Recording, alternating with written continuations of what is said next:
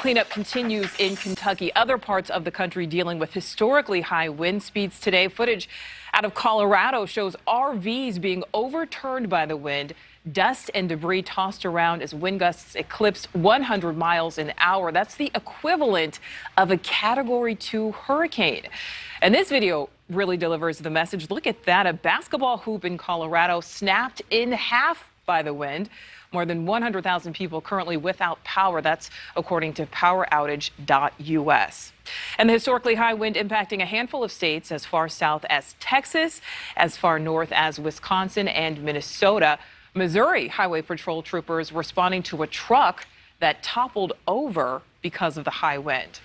Well, right now, the strong winds are persisting, even with stronger gusts in many parts of the middle of the country. You can see here some of the highest wind speeds we see in Kansas City, gusts at 17, as well as in Dallas. Look over there at Salt Lake City, though, 26, 38, excuse me, yeah, 38, wow. I just saw that in the yellow. So certainly high winds all across the country right now. And NewsNation, we have reporters fanned out all across the country. They are monitoring the latest conditions. So we begin now in Colorado with Nicole Fierro from our Denver station, KDVR.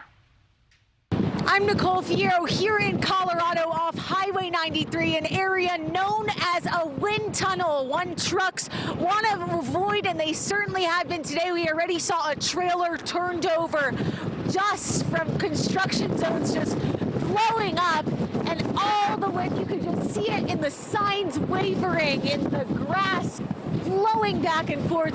A very windy situation here in Colorado. Well, here in west central Iowa, the winds just started kicking up really about the noon hour. Driving can be a little bit of white knuckles on the wheel, and opening the door can also be hazardous because the wind whips the door open. That's the situation as this whole weather system begins moving in west central Iowa. From Adair, Iowa, Roger Riley, NewsNation. Thank you so much for watching. Make sure to click on the red subscribe button below so you can get more of NewsNation's fact-driven, unbiased coverage.